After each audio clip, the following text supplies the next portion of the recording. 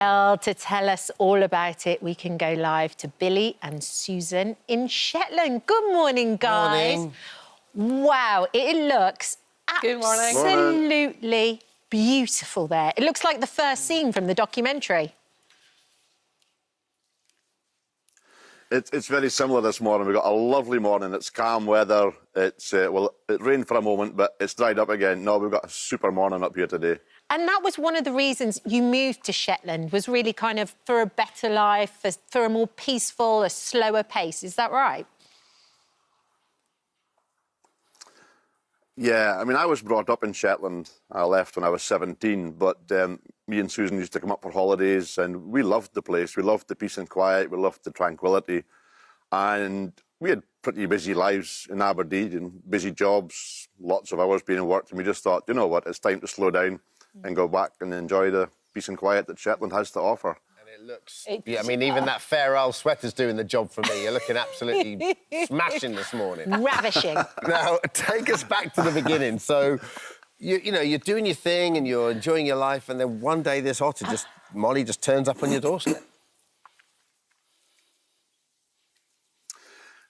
Yeah, I was looking out the window one day. It was a day like this, and I could see this otter fishing in the sea in front of the house, and I thought, it was curiosity got the better of me, and I wondered how close I could get to this wild otter, because the truth is, you can't really get close to them. So when the otter was down fishing, I ran down the pontoon, sat down, hoping that it would come out and appear out of the water at the same spot, which it did.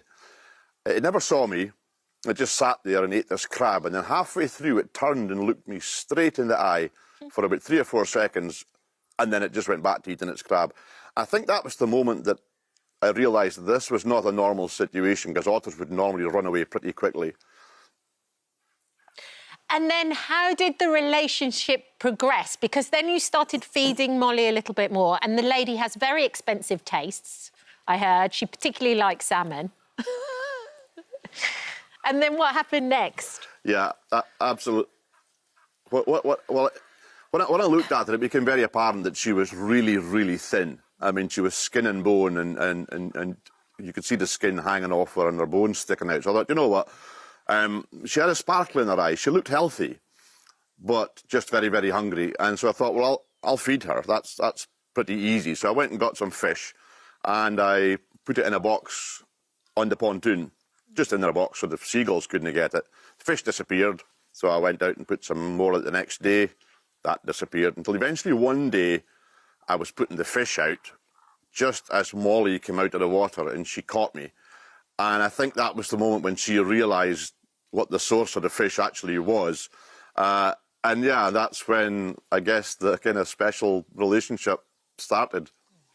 And yet, all the way through this, you're acutely aware that this is a wild animal, and obviously we love to anthropomorphise animals, and otters are so beautiful, aren't they? So it was very important for you to keep that distance to a point, right? Yeah, to be honest, I'm still acutely aware that it's a wild animal, and very, very protective of fingers or anything that happens to be on the go if she happens to be around.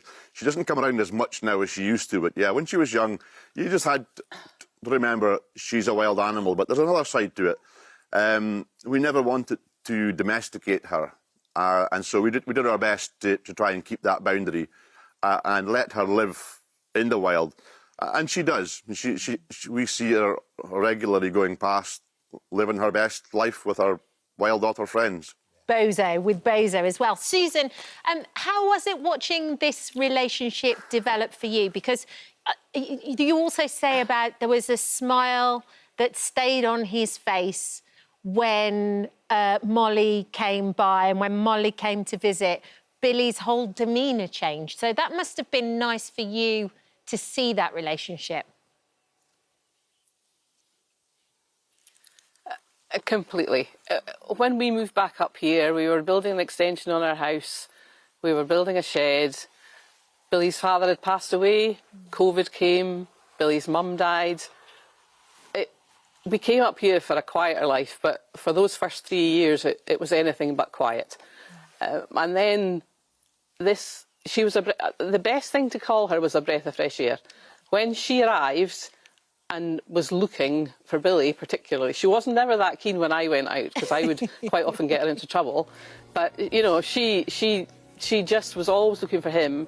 And, yeah, it was a beautiful relationship to watch. And she was just a complete and utter distraction. Even if it was for 5 minutes or 20 minutes, she was just a lovely, lovely distraction. Yeah. Wonderful. Just looking at pictures now. How did the film come about? Well, a friend, Bruce, was here helping me to get the extension ready to build. We were knocking down old buildings and stuff. And this otter turned up right at our feet, and he said, "What the heck is going on here?" And so I explained the story. I said, "Oh, this is Molly." Told him the background to it. And he had a friend called Charlie, who was Charlie Hamilton James, and he was the director of the film. He said, "My friend Charlie would love to see this." And I said, "That's fine, bring him up." So Charlie came up, had a look, took some photos, took some underwater photos, and then came back a second time, and then he phoned us up and said, "Guys, can we make a film about this?" And that was the starting point, really, of the whole filming process. Yeah, and we didn't know who Charlie was at that time. We had no idea what Charlie did. He was a friend of Bruce's. That's all we knew. Yeah. So. And then you've made this beautiful documentary. It really is a celebration of humanity and animals and nature, everything. And you're also up for awards. So I know you were up against Will Ferrell and Steve Martin, like, out of nowhere. Yeah, out of complete nowhere. Steve Martin did win, but just to be nominated in the same category as them was fantastic. And just lastly, Billy and Molly, what would you want people... Billy, what would you want people to take from this? I guess for you it's an appreciation of nature, is it? Mm. Yeah, I mean, there's a couple of things that stand out for me when I watch the film, and we still watch it, we still love it. I think, for me, an appreciation of nature and the fact that you can intervene, you can help, and you can make a difference. You don't have to be a wildlife expert or an animal expert. You can help wildlife just by putting out food in the winter, or if you see an animal that's hurting or dying, go and see if you can do something to help. Protect your fingers, of course. And I think the second thing for me is love and compassion. You know, the film speaks of that a lot, and I think in a world where everything's going crazy and there's such a lack of love and compassion, then it would be lovely for me if people just learn to show a little bit more about that. That's a nice message to come across, I think, for me anyway. Thanks, well said. Well said. It's an absolutely beautiful film. Absolutely beautiful celebration of nature. Thank you, guys. Thank you. Thank you. Thank you for visiting our This Morning YouTube channel. We upload new content every day, so go ahead and hit that subscribe button so you don't miss out, and we'll see you in the morning.